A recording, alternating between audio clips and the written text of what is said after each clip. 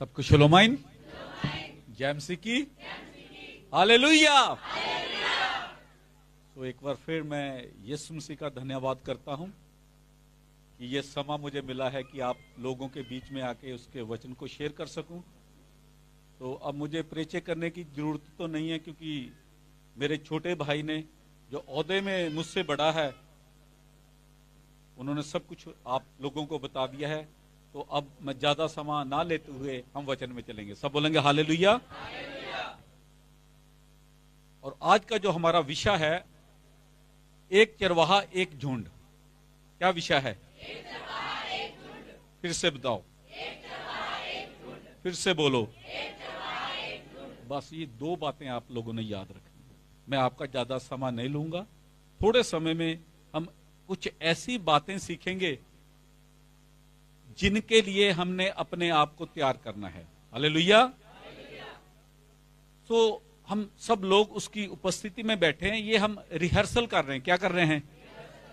और ऐसे ही एक दिन हम यीशु के आगे बैठेंगे।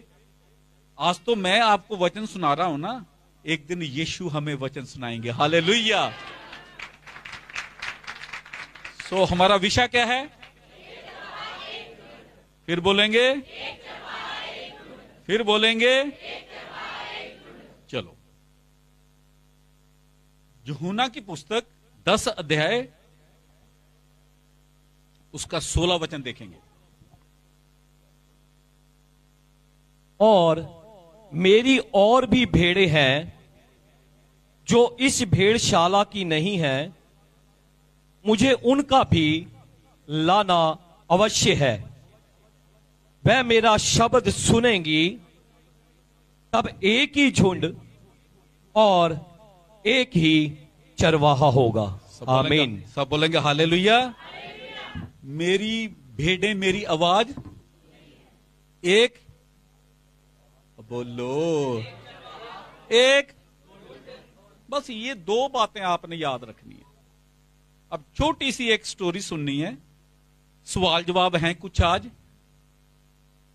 और एक स्टोरी को पढ़ेंगे और हम वचन में फिर से चलेंगे। सो लूका की पुस्तक 15 उसके 11 वचन में एक बड़ी अच्छी स्टोरी है। एक दो वर्ष पढ़ेंगे, फिर मैं स्टोरी आपको सुनाऊंगा। फिर उसने कहा, किसी मनुष्य के 2 पुत्र थे। उनमें से छोटे ने पिता से कहा कि हे पिता, संपत्ति में से जो कुछ मेरा है वह मुझे दे दे। उसने उनको अपनी सारी संपत्ति बांट दी। और बहुत दिन ना बीते थे कि छोटा पुत्र सब कुछ इकट्ठा करके एक दूसरे देश को चला गया और वहां कुकर्म में अपनी सारी संपत्ति जो उन्हें पिता से ली थी वहां पर उड़ा दी। जब वह सब कुछ खर्च कर चुका तो उस देश में एक बड़ा अकाल पड़ा और वह उस अकाल में कंगाल हो गया। और वह उस देश के निवासियों में से एक के यहां जा पड़ा। उसने उसे अपने खेतों में सूअर चराने के लिए काम दिया और वह चाहता था कि उन फलियों से जिन्हें सूअर खाते थे अपना पेट भरे। बस अब ध्यान देना। एक आदमी है, कितने बेटे हैं उसके? 2। और कितने को ये स्टोरी पता है? अब इस स्टोरी में से मैंने एक और स्टोरी बाहर लेकर आनी है। वो स्टोरी आपसे और मेरे साथ जुड़ेगी। पहले मैं आपको सिंपल स्टोरी बताऊंगा, फिर कुछ सवाल जवाब मैंने आप लोगों से पूछने हैं, तो मुझे उत्तर बताना कि सही क्या है और गलत क्या। ठीक? आज हम प्रचार भी करेंगे और हम एक टीचर की तरह एक टीचिंग सीखेंगे भी। सब बोलेंगे हालेलुया। सो एक आदमी है, ये स्टोरी बता कौन रहा है? बोलो। किनको? लोगों को। ठीक? एक आदमी है, उसके 2 बेटे हैं। छोटे बेटे ने अपने बाप से कहा कि जो मेरा हिस्सा है, जो मेरी संपत्ति है, वो मुझे दे दो। तो बाप ने उसकी संपत्ति उसको दे। वो दूसरे देश में गया और उसने अपनी संपत्ति को बुराई में खर्च करके अपना सब कुछ खो लिया। वहां पर अकाल पड़ गया और वहां कोई कामकार नहीं था। तो ये काम की तलाश में एक आदमी के पास गया, तो इसे सूअर चराने के लिए इसको भेजा गया। और जब इसको खाने को नहीं मिला, तो जो सूअर खाते थे उन फलियों को ये चाहता था कि मैं भी खाऊं। और उसके बाद जब इसने ये देखा कि मेरे बाप के घर में तो जो नौकर हैं और जो वहां के जानवर भी ऐसा खाना नहीं खाते और मैं यहां भूखा मर रहा हूं, तो वचन में लिखा है वो होश में आ गया। और जब होश में आ गया, उसने ये फैसला लिया कि मैं अपने बाप के घर जाऊंगा और वहां मैं अपने बाप से कहूंगा कि मुझे नौकर बना के ही रख ले, क्योंकि मैंने यहोवा के प्रति और तेरे प्रति गुनाह किया है। और इसलिए मैं चाहता हूं कि अब से जो गलती मैंने की है वो दोबारा ना। तो ये फैसला लेके जब वो अपने बाप के घर में गया, तो बाप को बड़ी खुशी हुई कि मेरा बेटा वापस आ गया है। और बाप ने अपने नौकरों से कहा, इसका वस्त्र बदल दो, इसको अंगूठी पहनाओ, इसको जूती पहनाओ, इसको अच्छा भोजन खिलाओ और इसके लिए सब कुछ इंतजाम करो। और सब कुछ ऐसा ही हुआ। और उसके बाद स्टोरी दूसरी शुरू हो जाती है। स्टोरी ये शुरू हो गई कि उसका जो बड़ा भाई था, जब वो खेत से अपने घर वापस आया तो उसने देखा कि बड़ी खुशी मनाई जा रही है। तो उसने एक नौकर को बुलाकर पूछा, भाई घर पे क्या हुआ है, इतना बैंड बाजा बज रहा है, ये बात क्या है?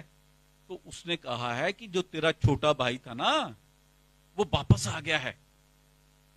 अब उसकी खुशी में ये सब वहां गाना हो रहा है, खाना हो रहा है और बड़ी खुशी मनाई जा रही है। तो अब वो क्रोध में आ गया, गुस्से में आ गया। अब हम 28 वचन को पढ़ेंगे इसी की। ये सुनकर बड़ा भाई क्रोध से भर गया और घर के अंदर जाना ना चाहा, परंतु उसका पिता बाहर आकर अपने बड़े बेटे को मनाने लगा। हाँ, बस ध्यान देना, जब छोटा बेटा गया ना, तब तो बाप गया नहीं। अब जो बड़ा बेटा है ना, इसके लिए वो बाहर आ गया। तो बड़ा बेटा ये कहने लगा है कि मैं इतने सालों से पिता तेरे साथ रहता हूं, आज तक तूने एक बकरी का बच्चा भी नहीं दिया मुझे, ताकि मैं उसको अपने दोस्तों के साथ खाऊं और आनंद करूं। तो बाप ने उसको उत्तर दिया, तेरा छोटा भाई है ना, वो मर गया था, वो खो गया था, अब वो जीवित भी है और अब मैंने उसको ढूंढ भी लिया है। अब हम आखिरी वचन पढ़ेंगे इसका। परंतु अब आनंद करना और मगन होना चाहिए, क्योंकि ये तेरा भाई जो मर गया था, अब वह फिर जी गया है, जो खो गया था अब वह हमें मिल गया है। स्टोरी बोल लो तो तुम। अब हमने क्या लेना देना स्टोरी से? हाँ जी, स्टोरी से हमने क्या लेना है? अब सवाल तुम्हारे लिए, दोनों में से बड़ा बेटा ठीक है या छोटा बेटा ठीक है ज्यादा? कैसे?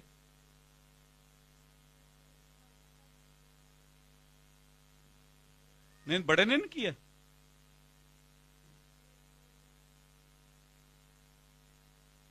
उसने जेल से की, वो तो सारा कुछ वहां बताया जाता है, जो वैश्य थे उनके सब कुछ वहां लुटाया। दोनों में से कौन बढ़िया है? सवाल है आप लोगों के लिए। हमने बाइबल में उत्तर ढूंढना है इसका। छोटा बदिया कि बड़ा बदिया ज्यादा है? छोटा ज्यादा बदिया, बड़ा नहीं बदिया। ਉਹ ਯਾਰ ਉਹਨੇ ਤਾਂ ਗੁੱਸਾ ਹੀ ਕੀਤਾ ਬਸ, ਇਹਨੇ ਤਾਂ ਇੰਨੇ ਕੰਮ ਕੀਤੇ ਆ, ਉਹਨੇ ਤਾਂ ਇੱਕ ਗੁੱਸਾ ਕਰ ਲਿਆ ਵੀ, ਤਾਂ ਉਹਦੇ ਵਿੱਚ ਕੀ ਹਰਜ ਹੈ? ਉਹਦਾ ਗੁੱਸਾ ਜਾਇਜ਼ ਸੀ ਕਿ ਨਜਾਇਜ਼ ਸੀ? ਵੈਸੇ ਬੋਲੋ, ਨਜਾਇਜ਼ ਸੀਗਾ। ਜਾਇਜ਼ ਕਿੱਦਾਂ ਹੋ ਸਕਦਾ? ਜੇ ਭਰਾ ਆ ਗਿਆ ਤਾਂ ਫੇਰ ਕੀ ਹੋਇਆ? ਤੈਨੂੰ ਤਾਂ ਸਾਰਾ ਕੁਝ ਮਿਲ ਰਿਹਾ ਨਾ, ਉਹ ਤੇਰੀ ਤਾਂ ਸੰਪत्ति ਤੇਰੇ ਕੋ ਹੈਗੀ ਹੈ ਨਾ, ਉਹਨੇ ਤਾਂ ਆਪਣੀ ਵਿਗਾੜੀ, ਫੇਰ ਕਾਹਦਾ ਵੀ ਗੁੱਸਾ ਵੀ ਹੈਗਾ? ਮੇਰੇ ਪੈਸੇ ਆ, ਜੇ ਮੈਂ ਸਪੋਜ਼ ਕਰੋ ਪਾਸਟਰ ਜੀ ਇਹਨਾਂ ਨੂੰ ਵੀ 100 ਰੁਪਏ ਦਿੰਦੇ, ਇਹਨਾਂ ਨੂੰ ਵੀ 100 ਰੁਪਏ ਦਿੰਦੇ, ਉਹਨੇ ਆਪਣੇ ਜੀ ਬਰਗਰਾਂ ਜਾਂ ਉੱਤੇ ਖਰਚ ਲਏ, ਉਹ ਯਾਰ ਉਹਨੇ ਆਪਣੇ ਖਰਚੇ, ਗੁੱਸਾ ਕਾਹਦਾ?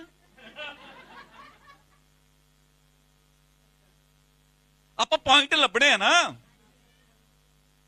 ਵੀ ਵੱਡਾ ਭਰਾ ਜ਼ਿਆਦਾ ਠੀਕ ਸੀਗਾ ਜਾਂ ਛੋਟਾ? ਉਹ ਬੋਲੋ, ਮੈਨੂੰ ਉੱਤਰ ਦੱਸੋ, ਕਿੱਦਾਂ ਛੋਟਾ ਸੀ? ਹੈ ਅੱਛਾ, ਵੱਡੇ ਨੇ ਨਹੀਂ ਕੀਤੀ? ਨਾ ਕੀਤੀ ਹੋਗੀ ਵੱਡੇ ਨੇ। ਜਿਹੜਾ ਉਹਨੂੰ ਘਰ ਬਾਹਰ ਲੈ ਕੇ ਆਇਆ, ਲੈ ਕੇ ਨਹੀਂ ਗਿਆ ਹੋਊਗਾ ਉਹਨੂੰ ਘਰ ਮਨਾ ਕੇ? ਹਾਂ, ਇਹ ਮੈਂ ਤੁਸੀਂ ਦੱਸੋ।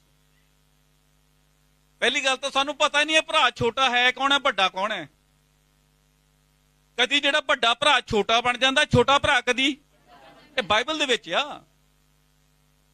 ਸਾਰੇ ਸਵਾਲ ਜਵਾਬ ਆਪਾਂ ਬਾਈਬਲ ਚੋਂ ਲੱਭਣੇ ਆ। पंजाबी मेरी समझ लग रही कि नहीं आप लोग? कि पंजाबी को ट्रांसलेट हिंदी में कर दूं? है अच्छा, इंजॉय कर रहे हैं कि नहीं? मैं तो तुहानू सिंपल गल्लां दसणियां है।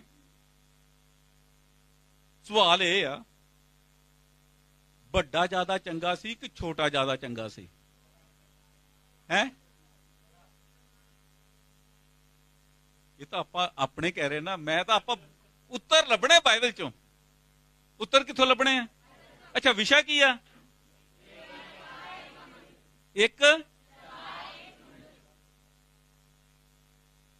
ਭਰਾ ਕਿੰਨੇ? ਕਿਹੜਾ ਕਿਹੜਾ? ਇੱਕ ਵੱਡਾ, ਕਦੀ ਵੱਡਾ ਕੀ ਬਣ ਜਾਂਦਾ ਤੇ छोटा कदी की बन जाता है बड़ा। सबसे पहले ये दो भाई मैं आपको बता दूं, ये है कौन है? यकूब के 12 बेटे थे। कितने कितने बेटे थे? 12। ठीक। और जब सुलेमान बुत प्रस्ती में चले गया ना, तो यहोवा का ये वचन था, यदि मुझ छोड़ किसी दूसरे की उपासना करोगे तुम्हारा राज्य मैं छीन लूंगा और तुम्हें मैं अपने दूर कर दूंगा और मैं तुम्हें तितर बितर कर दूंगा। ये दो बातें हैं। और जब सुलेमान बादशाह बना, राजा बना, तो उसने जब अन्य जाति लड़कियों से शादी की, तो बताया जाता है अन्य जाति लड़कियों ने सुलेमान से अपने देवी देवताओं की उपासना की। यहोवा को यह पसंद, इसलिए फैसला ये हो गया। पहला राजा 11 अध्याय घर जाके पढ़, मैं कुछ नहीं निकालूंगा, आपने पढ़ना नहीं है, मेरे पास इतना समय नहीं है क्योंकि हमने वापस पंजाब जाना है। बाइबल मैंने खोल लेनी है, अंदर मैंने फिट कर ली है। हालेलुया। पेन ड्राइव देखा, उसमें क्या चलते हैं, सब कुछ फिट कर देते हैं। हमारे दोनों भाइयों के पास पेन ड्राइव है, ये पेन ड्राइव ही है मेरा, इनू फिट कर लेते इतना करके। सो विषय क्या है हमारा? अब फैसला ये हो गया है कि देख सुलेमान, तेरे राज्य में तो मैं ये काम नहीं करूंगा क्योंकि मैंने तेरे पापा से, दाऊद से ये वादा किया था कि तेरे होते हुए मैं ये काम नहीं करूंगा। जब उसका बेटा आया ना रिहोबोम, तो तब जो राज्य था ना वो डिवाइड हो गया। राज्य कितने हिस्सों में? 2 में। 2 भाई एक साइड, 10 भाई। अब ये 2 भाई हैं। ये जो स्टोरी मैं आपको बता रहा हूं ना, यही दोनों भाई हैं। अब इसमें जो बड़ा भाई है, जो 2 कबीले जो बाप के साथ था वो है बड़ा भाई, जो 10 कबीले वो है छोटा भाई, जो बाप से क्या हो गया है। आप समझ गए 2 भाई? यहां तक समझ गए ना? समझ रहे ना? जो बाइबल स्टूडेंट है, जो बाइबल को पढ़ते हैं, मुझे विश्वास है उनको तो मेरी बातें और हो सकता है बहुत से अभी नए हों, वो जो पहली स्टोरी मैंने बताई है वो तो उनके खाने पड़ जाएगी। जब जो दूसरी स्टोरी में से स्टोरी हम निकाल रहे हैं ना, ये अब किसी किसी के खाने पड़ेगी, क्योंकि वचन में लिखा है जो मेरे वचन को पढ़ते हैं, सुनते हैं, समझते हैं, वो आत्मिक लोग हैं, और आत्मिक लोग ही वचन की बातों को समझ। ताली लगो अपने लिए, क्योंकि आप आत्मिक लोग हैं। समझ लग रही मेरी बात? ठीक। कभी छोटा जो बड़ा बन जाता है, बड़ा जो छोटा।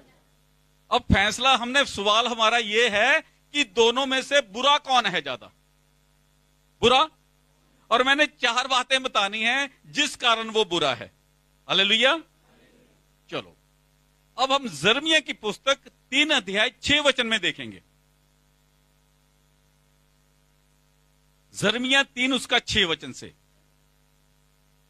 फिर यशायाह राजा के दिनों में यहोवा ने मुझसे ये भी कहा, क्या तूने देखा है कि भटकने वाले इज़राइल ने क्या किया है?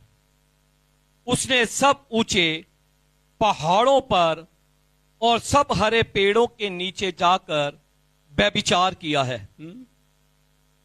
तब मैंने सोचा, जब ये सब काम वह कर चुके तब मेरी ओर फिरेंगे, परंतु वह ना फिरे। और उसकी विश्वासघाती बहन यहूदा ने भी यही देखा। फिर मैंने देखा, जब मैंने भटकने वाले इज़राइल को उसके व्यभिचार करने के कारण त्याग कर उसे त्याग पत्र दे दिया, तो भी उसकी विश्वासघाती बहन यहूदा ना डरी, वरन जाकर वह भी व्यभिचारिणी बन गई। उसके निर्लज व्यभिचारिणी होने के कारण देश भी अशुद्ध हो गया। उसने पत्थर और काठ के साथ भी व्यभिचार किया। इतने पर भी उसकी विश्वासघाती बहन यहूदा पूरे मन से मेरी ओर ना फिरी, परंतु कपट से यहोवा की यही वाणी है। और यहोवा ने मुझसे कहा, भटकने वाली इज़राइल विश्वासघातनी यहूदा से कम दोषी निकली है। आ गया ना इधर, ध्यान देना इधर। अब जो वो सूरों की विदेश में गया ना, सूरों की फलियां वो खा रहा है, वो इज़राइल की तस्वीर है। वो ये भी विचार की बात नहीं हो रही वहां। वो ये बता रहे हैं कि ये 10 कबीले दूसरे विदेशों में जाकर वहां के जितने भी देवी देवते थे उनकी उपासना कर रहे हैं। और वो जब उनकी उपासना कर रहे हैं और जो शिक्षा उसकी वो ले रहा है, उसको बोलते हैं खाना। झूठी शिक्षा। वो जो छोटा बेटा था ना, वो 10 कबीलों की तस्वीर है। वो विचार में, बुराई में ये बता रहा है कि वो फिजिकली बातें नहीं हो रही। आज लोग हम आत्मिक बातें समझते नहीं, हम फिजिकली ले लेते हैं। वो सूअर की फलियां कुछ नहीं है। वो सूअर की फलियां जो हैं वो झूठी शिक्षा है। जब वो बुराई में गया है, वो ये है कि यहोवा को छोड़ वो दूसरे देवी देवताओं की उपासना कर रहा है। यही बोलते हैं कि वो विदेश में चले गए। हालेलुया। तो ये छोटा बेटा है। ये कौन है? ये छोटा बेटा कोई नहीं है, ये 10 कबीले हैं। और हमने 10 वचन में पढ़ा है। एक बार 10 वचन के ऊपर हम ध्यान देंगे। इतने पर भी उसकी विश्वासघाती बहन यहूदा पूरे मन से मेरी ओर नहीं फिरी। हाँ, अब ध्यान दो, इधर इधर ध्यान देना है। अब जो छोटा बेटा है ना, उसको हमने बोलना है इज़राइल। क्या बोलना है? जो बड़ा बेटा है उसको बोलना हमने यहूदा। इनके नाम रख दिए मैंने। अब जब लूका 15 उसका 11 वचन पढ़ोगे तो जो आदमी है उसको आपने बोलना है यशुआ। जिसके पुत्र हैं उसका नाम क्या है?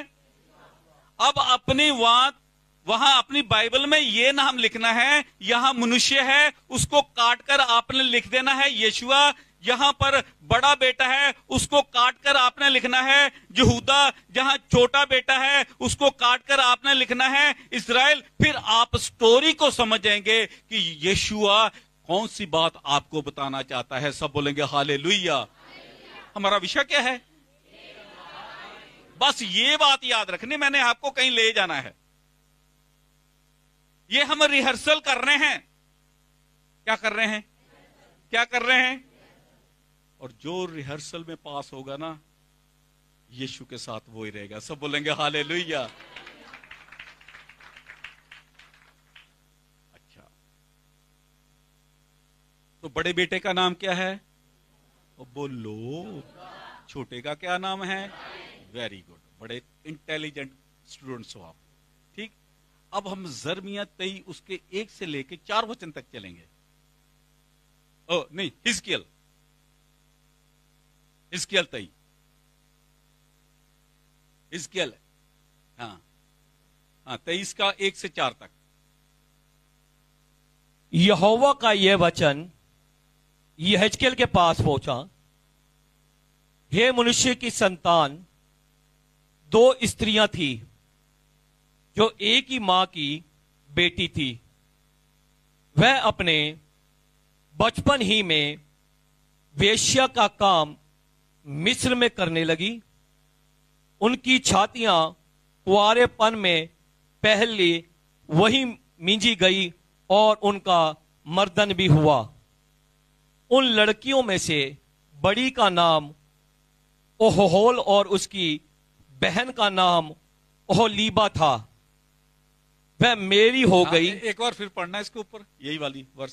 उन लड़कियों में से बड़ी का नाम ओहोला। क्या था नाम? यहां बड़ी, अब ये भी इजराइल, ये 10 कबीले हैं। समझ लग रही मेरी बात की नहीं? यहां जो ओहोला है ये सामरिया की तस्वीर है और ये 10 कबीले हैं। यहां हम इसको बड़ी बेटी देख रहे हैं और नीचे जो है ओलीबा वो यरूशलेम है, उसको हम छोटी बेटी देख रहे हैं। पर जब हम वहां पढ़ते हैं यहूदा जो है वो बड़ा बेटा है और जो इजराइल है वो छोटा बेटा है। आपने ये माइंड सेट करना है, क्योंकि हमारा माइंड सेट यहां ही हो गया है कि जब हम लड़कियों की बात आती है तो हम किसी और अपना ध्यान लगाते हैं, जब लड़कों की और हम ध्यान लगाते हैं तो कुछ और ध्यान लगाते हैं। मगर बाइबल ये बताती है कि मैं चाहता हूं कि मेरे बच्चे इतने इंटेलिजेंट हो, जब लड़कियों की बात आती है तो लड़कों की बात आती है वो एक ही विषय के ऊपर बात हो रही है। सब बोलेंगे हालेलुया। ये आप लोगों ने अपने दिमाग में बिठाना है, क्योंकि हमारा माइंड सेट कहीं और हो चुका है। और मैं चाहता हूं कि हमने एक फोकस से नहीं देखना, हमने दोनों तरफ से देखना है। कहीं वो बड़े की बात करता है, कभी वो छोटे की बात करता है। ये सवाल जवाब होते हैं। जो इंटेलिजेंट बच्चे होते हैं उनको पता चल जाता है 2 और 2 4 हैं, बल्कि 2 और 2 5 नहीं है। हालेलुया। समझ लो मेरी बात है कि नहीं? तो बड़ा बेटा कौन है? बोलो। छोटा बेटा कौन है? अब इसकी 11 आयत फिर पढ़ेंगे हम। हाँ। उसकी बहन ओहोलीबा ने यह देखा तो भी वह मोहित होकर व्यभिचार करने में अपनी बहन से भी अधिक बढ़ गई। हाँ, अब बार बार हमने पहले जो यिर्मयाह 3 उसके 11 वचन में भी पढ़ा कि जो बड़ी बहन थी है ना, उससे जो छोटी बहन थी वो ज्यादा व्यभिचार में चल गई।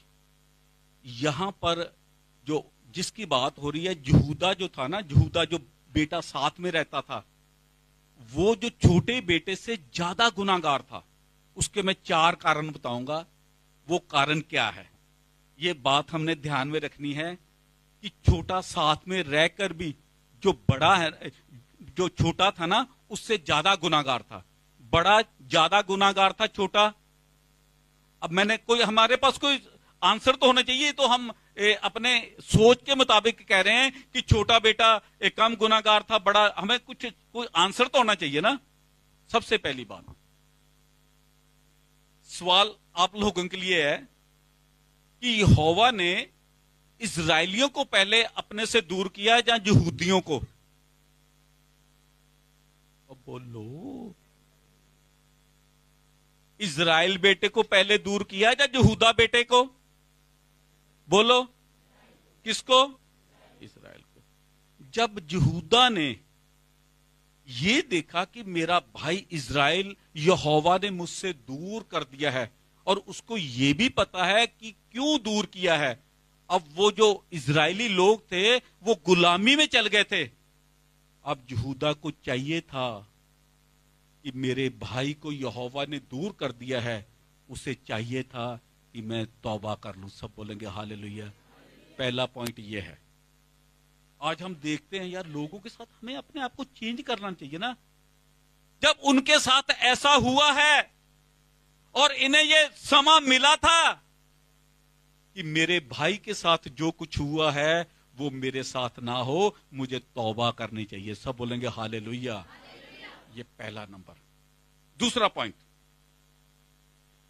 पॉइंट ये है कि हैकल जो थी वो यरूशलेम में थी या सामरिया में थी। सारे देशों के लोग जो वर्शिप के लिए यरूशलेम में आते थे या आसपास के शहरों में आते थे?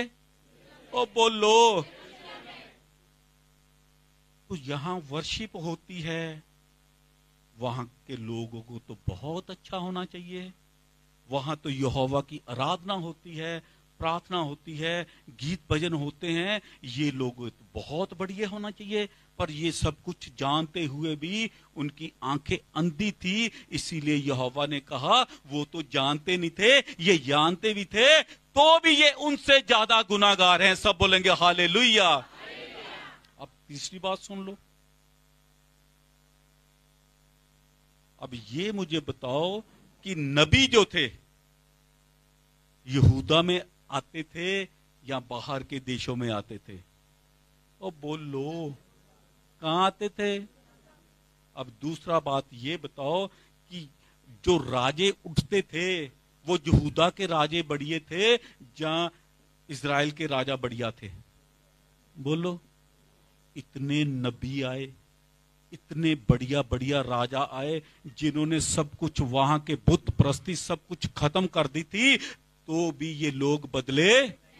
ये तो अपने भाई से भी ज्यादा गुनाहगार। मैं आपको पॉइंट बता रहा हूं, ये तो हम वैसे हवा में देते हैं ना। अब आखिरी लास्ट पॉइंट सुन लो। अब जो इजरायली लोग थे ना, वो गुनाह करने में भी, पाप करने में भी ईमानदार थे। एक शराबी बंदा शराब पीता है तो आपको पता है वो शराबी शराब पीता है, वो आपके सामने ईमानदार है। पर कुछ ऐसे मसीही लोग भी हैं, यीशु के साथ जुड़े हुए हैं, चुप चुप के बाथरूम में पीते हैं।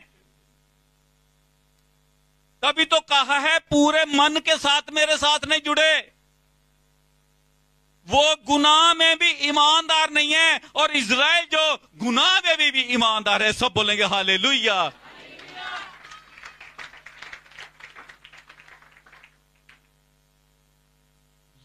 ये हमारी है ना जीवन की ये स्थिति आजकल।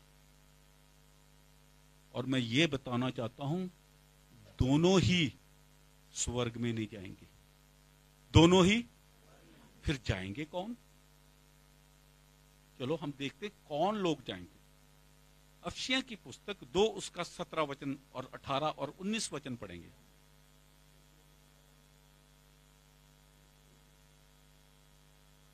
दो की 17, 18, 19। इफिशियन की पुस्तक, इफिशियंस। और उसने आकर तुम्हें जो दूर थे और उन्हें जो निकट थे, जो दूर थे वो इजराइल भाई है, जो नजदीक है वो यहूदा भाई है। बात यही हो रही है। दोनों को सुसमाचार क्या कर रहा है? ध्यान से सुनो, पढ़ो पढ़ो। और उसने आकर तुम्हें जो दूर थे, दूर कौन थे? बोलो, इजराइल। जो नजदीक थे, और उन्हें जो यहूदा निकट थे। आप दो को याद रखनी है। हाँ जी, पढ़ दो जी आगे। और उसने आकर तुम्हें जो दूर थे और उन्हें जो निकट थे, दोनों को मेल मिलाप का सुसमाचार सुनाया, क्योंकि उस ही के द्वारा हम दोनों की एक आत्मा में पिता के पास पहुंच होती है। हाँ, अब दोनों ग्रुपों को वो लेगा और उनमें से जो आत्मिक लोग हैं, एक मन है, एक आत्मिक लोग हैं, उनको बाहर निकालेगा दोनों में से। अब मुझे नहीं पता, यहां दो तरह के लोग हैं, यहां यहूदा भी है, यहां इजरायली भी हैं, पूरे मन से भी जुड़े हुए हैं, जो गुनाह में भी डूबे हुए हैं। पर मैं बताना चाहता हूं, इस कलीसिया में से भी एक निकालेगा, जो एक मन होंगे, एक आत्मिक होंगे, जो आपस में प्यार रखते होंगे, स्वर्ग में वो जाएंगे। सब बोलेंगे हालेलुया। ये अपने ना दिमाग से निकाल दो कि हम चर्च आते हैं, वचन से कुछ नहीं होगा। जो मैंने बातें बताई है, इसका एंड होने वाला है। जो मैंने आज बताया है, यीशु ने उस वचन को पढ़ेंगे। यहां हमारा विषय है, क्या विषय है हमारा? बोलो, पढ़ो इसको फिर एक बार। 10:16 यूहन्ना।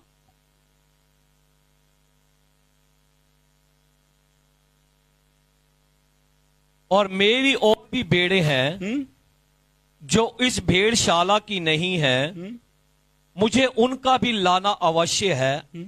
वह मेरा शब्द सुनेगी, तब एक ही झुंड होगा और एक ही चरवाहा होगा। ये वचन बोले कहां से गए हैं?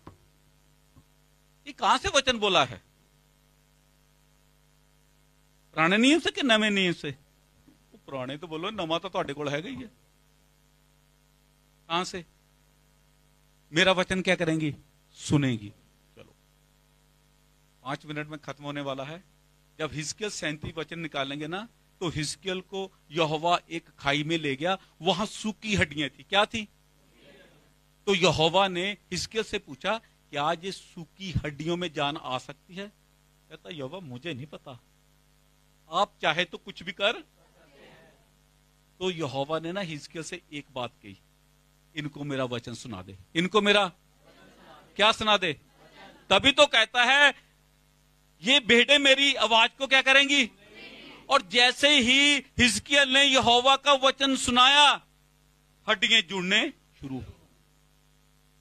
अब यहोवा ने कहा, इनके अंदर सांस को कह, आत्मा को कह, आजा।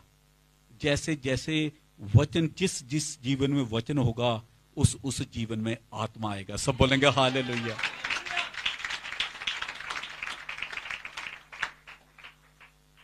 अब दोनों भाइयों में से, यहूदा और इजराइल भाई में से जिन जिन लोगों ने वचन को सुना, उनके अंदर क्या आ गया है? आत्मा।